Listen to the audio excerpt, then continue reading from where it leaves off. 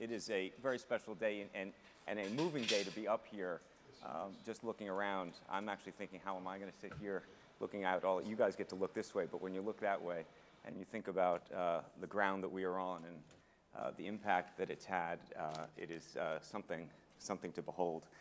We are thrilled to have you all here today, and we will get into what the agenda is going to look like for the rest of the day in a little bit. But I want to thank the Treasury Secretary for joining us on this morning in a very newsy environment to talk about all things that are going on here in the United States, but perhaps just as importantly around the world. So thank you for being here. Well, thanks for having me, Andrew. It's good to be here with you today, and it is truly emotional to look out the window in this very special space. Where I want to start the conversations, where I imagine everybody here is, I think we're all thinking the same thing, which when you think about the economy and where we are today, on a daily basis, we're finding out or we're seeing that oil prices are dropping precipitously. And you can look at that as a good thing. You potentially could look at that as a bad thing. And when you look at it and where it is today and what it means, you think what? So, Andrew, I think the fact that it's a complicated question tells you how much things have changed in this country since the 1970s when I started working on energy policy. In the 1970s, there was no question but that lower oil prices were good for the American economy, and there was no other side to the analysis. The fact is that lower oil prices are like a tax cut to the economy, so in terms of the macroeconomic impact, it's net a positive. There is always the question of what will be the impact on our production, and I think that it is a great success story that we are now producing oil in the quantity that we are. My own view is that you have to look at the oil sector and split it in between things like the shale development and the more traditional deep sea kind of drilling. And the long-term projects are probably much less affected in terms of timing because they take a 10-year time horizon, and the forward prices have not moved as much as the near-term prices have. I think for the shale projects, I don't expect you're going to see a reduction in production. I think you may see some stretch out of developing projects because those projects tend to produce a lot of their oil in the first year, so they're more sensitive to what's the price of oil at the year you go into the ground.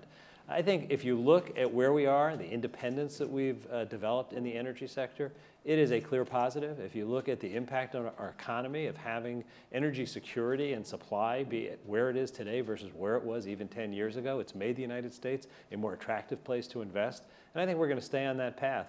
There's not going to ever be more shale or oil under the ground, and the question of whether it's developed in year 1, 2, or 3 is in the long term less consequential. Is there a problem at which the price becomes too low for the United States?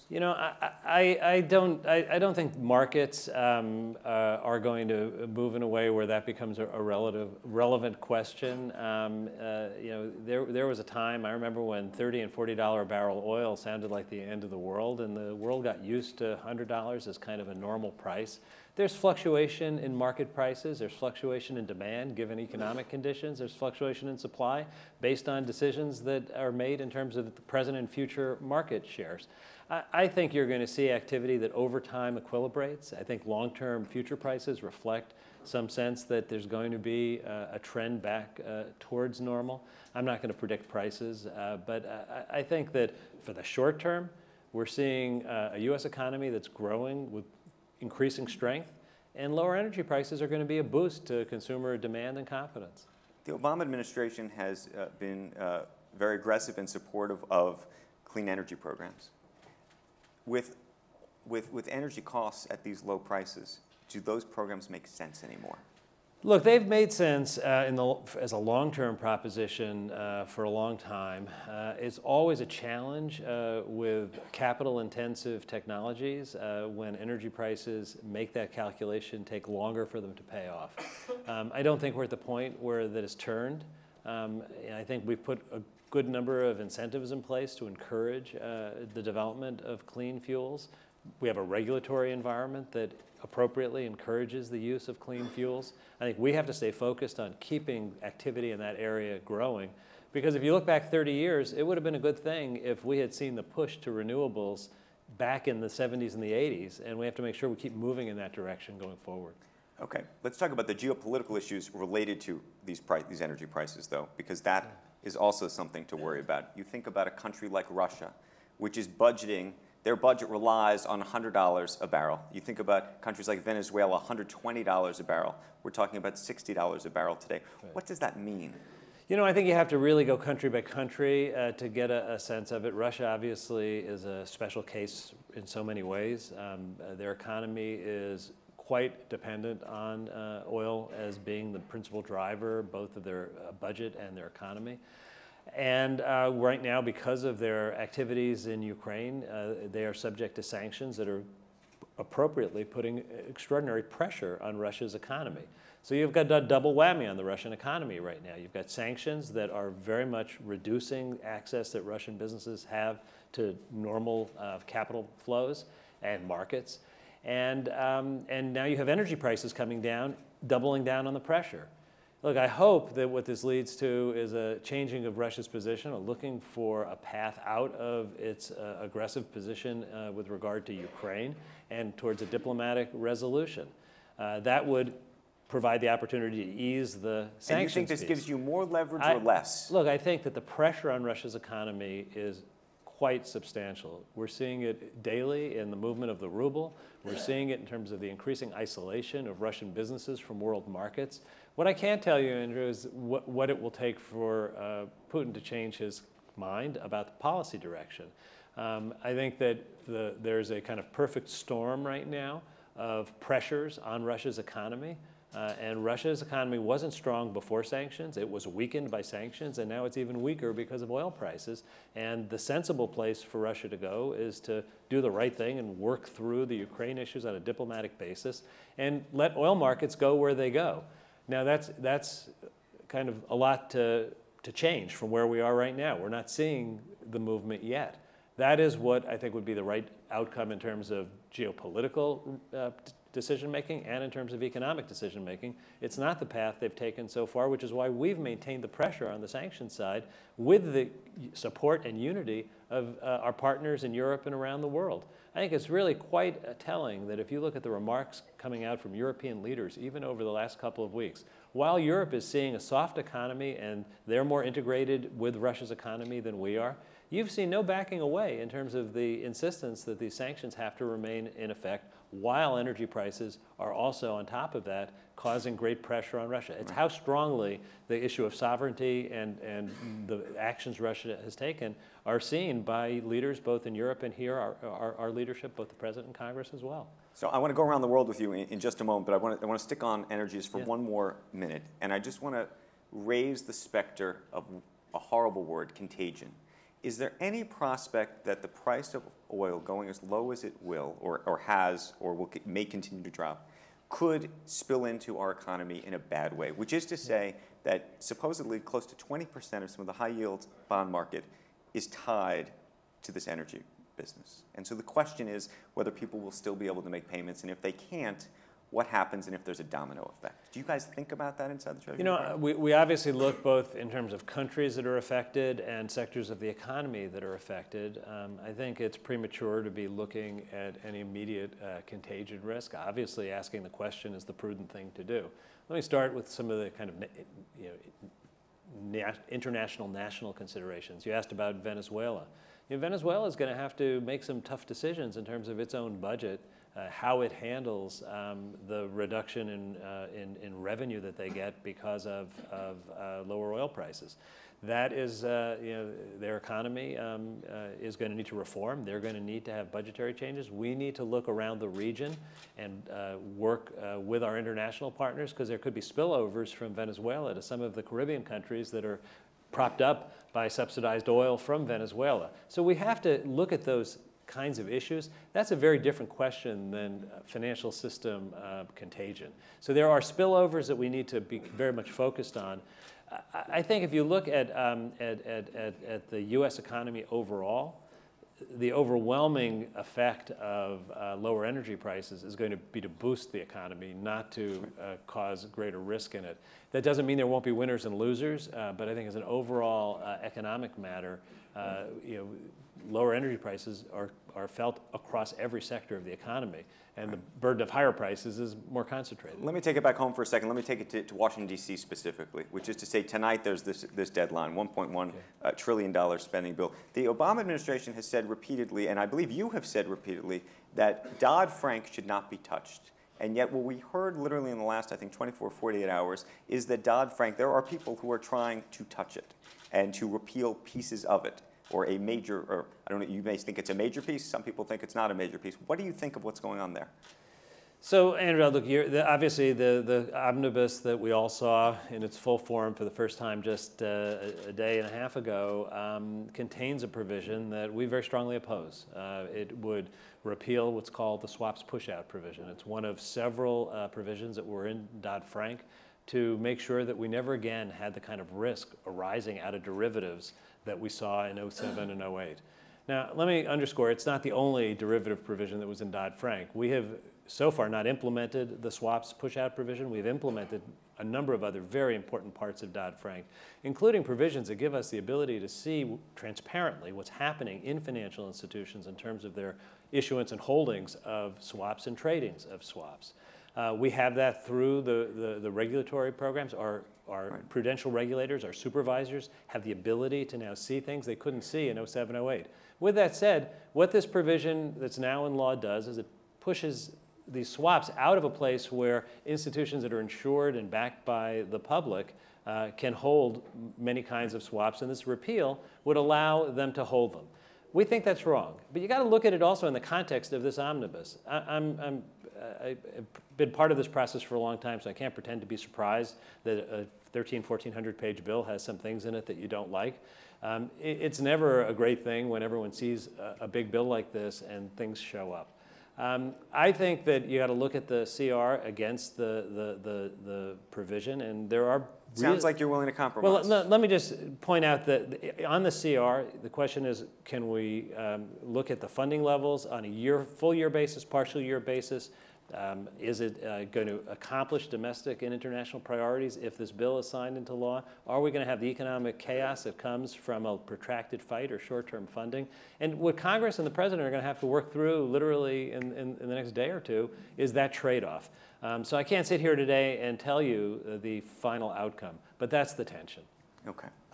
There's some other news in the papers this morning. It has to do with tax inversions, and specifically has to do with the Burger King tax inversion. The American, let me get you the exact name so that I don't, the Americans for Tax Fairness say that the Burger King Tim Hortons transaction is actually not what the company says, which is they say it's not really an inversion. They say it's actually about taxes, that there's some $200+ million that the U.S. government is going to lose.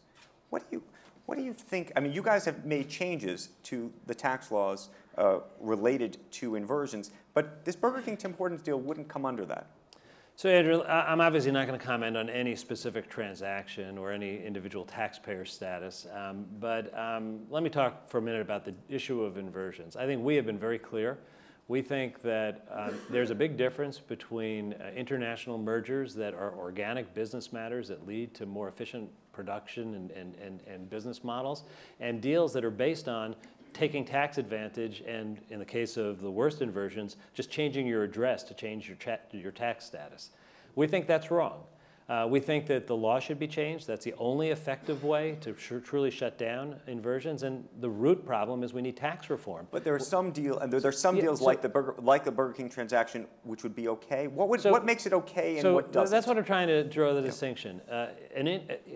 It is a good thing when businesses can have cross-border deals that make the companies more efficient, more productive, more effective, and they're doing it for organic economic reasons. It's a bad thing when companies just change their address and get lower tax rates by following government policies that are a race to the bottom on tax rates. I'm not going to comment on individual transactions. I just don't think that would be appropriate. But I think the action that we took to shut down many of the benefits from inversions will slow down and has slowed down the process. In order to truly deal with this, we need tax reform, we need a tax rate, a statutory tax rate that's not the highest in the developed world. We need to get rid of deductions and credits and replace the current system that's broken with a sensible system. That's why we're working so hard on tax reform. That's why the president's talking about tax reform. It's why I'm talking about tax reform. So when are we going to get it? Work. I think next year. But you guys have been talking about it for a long time now. I think we're in a different environment than we were in even last year. I think that you're hearing. You have less control now. Yeah, but the debate for years has been doing comprehensive tax reform, individual and business tax reform together. That's a difficult proposition in a world where Republicans want to cut the top tax rate, and we've just restored the tax rate to where it was in the 1990s when we had the longest period of uninterrupted growth in history.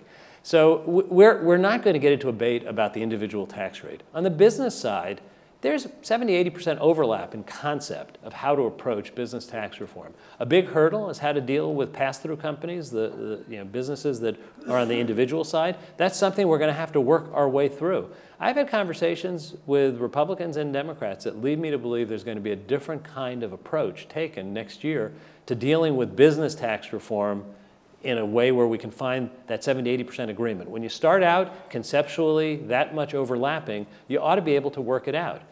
It's not going to be easy. It's always hard to take tax deductions away from anyone, individuals or businesses.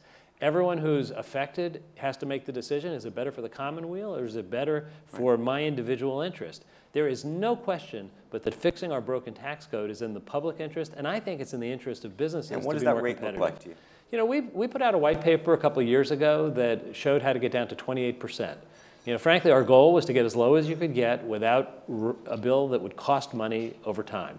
And others have plans that get lower, but we think that there are some real issues in terms of whether or not they really pay for themselves. Those are the kinds of things you get into a room and you work your way through. 28% would be a big improvement from where we are today. Right. I mentioned Burger King and Tim Hortons, and I wanted to make a segue, and then we veered off for a moment. And the reason I wanted to mention Burger King and Tim Hortons is because I wanted to go to a gentleman who you know, Antonio Weiss, and this battle going on with Elizabeth Warren. Antonio Weiss is a banker at Lazard who has been nominated to be your deputy. My undersecretary. Your undersecretary, I apologize. And it seems, and Elizabeth Warren thinks this is a very, very bad idea. I want to read you something. This is not from her. This is from Sheila Bair, who says, as a former regulator who served in both the Bush and Obama administration, I would agree that Wall Street perspectives too heavily dominate internal policy discussions and that a greater range of viewpoints is needed. Do you agree with, do you buy that? Because that effectively, symbolically, is the argument that Elizabeth Warren is making. I think you have to start with a couple of propositions. First, you need multiple perspectives represented in a department like the Treasury Department. And we have people who have an academic background. We have people who have come from an advocacy background. We have relatively few people at a senior level who come from a business background. I have to tell you that having spent less than 3 years in the private sector, I have more private sector experience than most of my colleagues at the senior levels.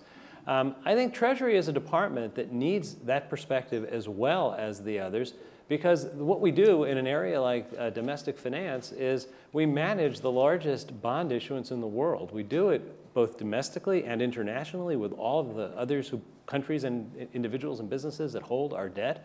There is a need for us to have someone who has experience in the markets, in the financial world. And I think Antonio is extraordinarily well qualified, comes with a background that is, I think, as strong as one could ask, and with a kind of integrity and belief in policy principles that are consistent with the administration. So we think he's a strong candidate. We're going to continue to press the case forward in the new Congress.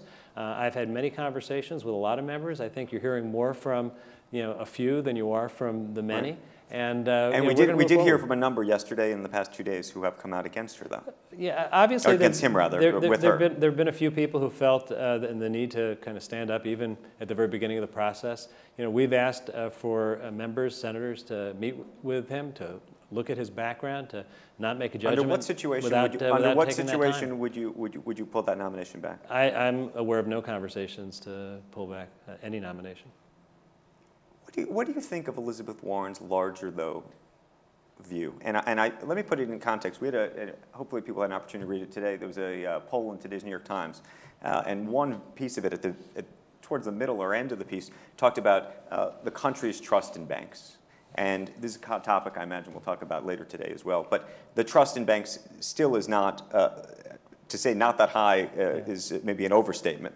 As a result, do you, from a government perspective, have to, how is the government supposed to think about that, especially when it's bringing people into these roles? Look, I think you have to look back at the financial crisis and remember the depth of pain it caused on American families who still have not fully gotten back to a place where they feel that the future is going to be different from the past. You wrote about that this morning, actually. And you know, the fact that working families have seen their wages kind of flat, the job market's much better. We're seeing an economy that is in a pretty strong recovery, but people aren't feeling that confidence that it's going to mean to them what it means in the large numbers, and they see a lot of benefit going still in a very unequal way. I think that it is a natural thing for there to be some lingering concerns about whether or not the institutions that missed the last crisis or caused the last crisis are truly changed. We've worked really hard on financial reform. I'm proud of the work we've done to make our financial system safer and sounder. We've done more than anyone else in the world to improve capital standards, to make it so that banks stand on their own 2 feet and will bear their own risks, and to make it so if things go wrong, there's a way to work it out without it becoming the taxpayer's burden. But I think it's a lot to expect for the American people who are struggling with wages that aren't rising as fast as they should, to say everything is fine. And I think that's kind of what's at work. One more revolving door question for you, and you know where I stand, but I'm going to take the other position from what I've written about on this issue, which is in Antonio Weiss's case, he is going to get deferred comp. He's going to get to keep $20 million of deferred comp effectively, even though he's leaving the firm. You got to keep some money when you left to go to government. Here again, Sheila Bair on this issue, and I just want you to react to it. Only in the wonderland of Wall Street logic could one argue that this looks like anything other than a bribe. We want people entering public service because they want to enter public service. Frankly, if they need a $20 million incentive, I'd rather they stay away. What is your view about that? First, let me be clear. We have very strict ethics rules which are very closely adhered to, and the Office of Government Ethics reviews every activity in this area. So it is not something that is done in any kind of a shadow of darkness. And the reality is people have compensation agreements that affect what they were paid in the past. And I think the question of whether or not people are conflicted is not related to where they come from. Otherwise, you could never bring people in from the private sector. It's whether or not they work on matters where they had an interest. It's a question of whether they meet the government ethics standards. If somebody worked for 10 years or 20 years in a firm and they left their last bit of compensation behind, it doesn't change the fact that they worked 20 years in that firm and made considerable amount of money. Look, I think there's an issue in terms of compensation. I was talking about it before. When working families are seeing their wages frozen, they see the enormous salaries being paid in executive boardrooms, finance, and outside of finance, and it is very jarring. I think that is an issue. You don't hear as much concern about it when working wages are going up. But when workers see themselves frozen, it becomes more of an issue. So I think we've got to worry about income growth in this country generally.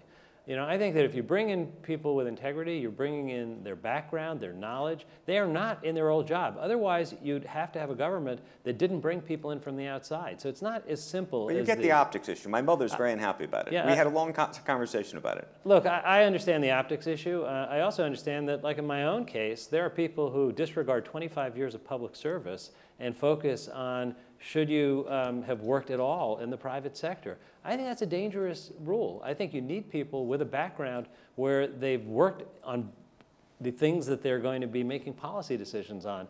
I think we would not be able to run an enterprise like the Treasury Department through crises and through the complicated things we do if we didn't have that variety of perspectives. And I think if you take the issue of kind of ruling out people who have been successful in the private sector and saying that because of their compensation in the private sector they can't come in, you're going to ultimately find yourself with a thinner and thinner group of people to do the work. So, you know, I understand the sticker shock, and, you know, I'm a little uncomfortable personally because my own compensation was never in the stratosphere like these numbers. But the reality is we need certain levels of knowledge in positions of authority in our government. And if I had all people who had worked in government, academia, and the advocacy world, and nobody who understood from firsthand experience, 10, 20 years of market experience, that wouldn't be a good thing. And that's, I think, what's really at issue in this debate, whether we kind of have a rule that kind of shuts out people who come from the private sector. Final Elizabeth Warren question, then I want to ask two other things, and maybe we'll try to get a question or two from the audience real quick. You know, there's been a long conversation that the Republican Party became fractured, in part by the Tea Party. And I wonder whether you think the Democratic Party is becoming fractured. You know, the Democratic Party has always been a broad tent with a broad range of views. In fact, it had a broader range of views in the days when we had more Democrats from conservative states, southern states. So to some extent, the Democratic Party has somewhat narrowed over the last decade or two. You know, I think part of being a national party is finding ways to bridge differences, both in terms of regional interest, perspective, and I think it's a problem when one part of a party dictates absolutely everything. In the case of the Republican Party, over the last, the last 4 years, we've seen, you know, a significant number, but not a majority, of members of the House and Senate kind of holding the whole Congress in a place where it couldn't find consensus to work together. You know, this country works best when we find a way for the sensible center to be the place where reasonable compromise is made and honorable compromise can be reached. Compromise is not a bad word. You can't resolve everything when there's divided government, but my experience in the 90s and the 80s on both sides of Washington, from the congressional and the White House perspective, is you sometimes have more opportunity to get things done. And I hope we're going into a period like that, but it will mean in the Republican Party not letting 50 or 75 members of the House control the outcome and letting Democrats and Republicans agree to vote for the same thing, which means working with each other. Right. Final question for me, and then we'll open it up real briefly. Last time I saw you was over the summer. You talked about cybercrime as a huge worry. I think you said that was your #1 worry at the time. And we've all been reading these headlines about Sony over the past week. There are some very juicy and somewhat delicious emails that you can all read if you'd like.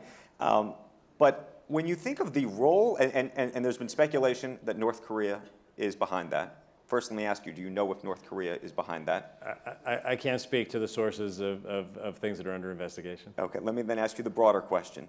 What is the role of government in protecting business? Is there supposed to be a police, if you will, that is protecting servers that corporations and consumers use? And how should that work? Andrew, look, there's not a simple answer to this because there are responsibilities that we each have to make sure that our systems are as safe and secure as we can make them. It's true in business, it's true for individuals, it's true for government. And I think we're all working our way up the curve in terms of having the kinds of practices that both protect us from attack and make it possible to be resilient in a case that there is an intrusion. There are principles that have been worked out through our national standards program that I think we'd all be well advised to spread through the industry. I'm working closely with our regulators. We bring them together at a very senior level to focus on these issues and make sure we share best practices. Part of the issue that I've focused a lot on is the flow of information. Do businesses let us and each other know when they see risks, so patterns that are emerging. Well, but that's the question. Can be Businesses are scared to give you information, and frankly, I imagine you're not giving them all the information. Well, but I think we're making great progress. We are getting information out. We have cleared an enormous number of individuals in businesses to receive even sensitive information, because we've got to have a two-way street here. Ultimately, we need some legislation in this area in order to make cyber security something where the fear of collaborating and sharing information goes down. The president has, through executive action, put in place really the most we can do, which is effectively improving the system. And it's something where I think Congress should legislate. But when I look at the business world, and I said this in the remarks I made over the summer, we have to overcome the stigma that if I'm attacked and I admit it, somehow it means my business is inferior or weaker or more exposed than another. Everybody is exposed. And what we need to do is have that information emerge. It has to be shared either through government channels or between businesses through trade groups. And it has to be done in a way where if there's a pattern of risk developing, defenses can be put in place quickly. I have made it my business, whenever I see any kind of a threat, to find a way to get that information out as quickly as possible. Right. And we've made a lot of progress in getting that process to be a much smoother, quicker one. Look, the challenge here is that you can't look backwards and say we've solved the problem, because there's people out there developing new threats, even while we solve old ones. Right. It is an ongoing new fact of life that you have to try to stay a step ahead if you can, but to keep up with what people on the outside are doing. It doesn't take enormous resources. It takes, basically a smart person and a chink, either a bad person or an open space in cyber architecture, and you can get into a system. That's why we have to be vigilant. It's why there has to be a high level of cooperation and collaboration. And I think we're making progress. And we in the Treasury Department, government-wide, coordinate the approach with the financial services sector. But it's not just financial services. We've seen it in retail. It's an issue with utilities. It is a broad issue. And one of the things that I am very focused on is, if in the four corners of your system you have taken precautions, but you work with a contractor, you have to make sure the contractor you use is as safe as you are, because you can bring a risk into your system very easily. And obviously, I don't think there's a CEO in the country who doesn't get briefed on this probably daily, and I do as well. We have to leave the conversation there. We're out of time. Mr. Secretary, thank you for joining us this morning. Great to be with you, Appreciate it very, very much. Thank you. Thank you.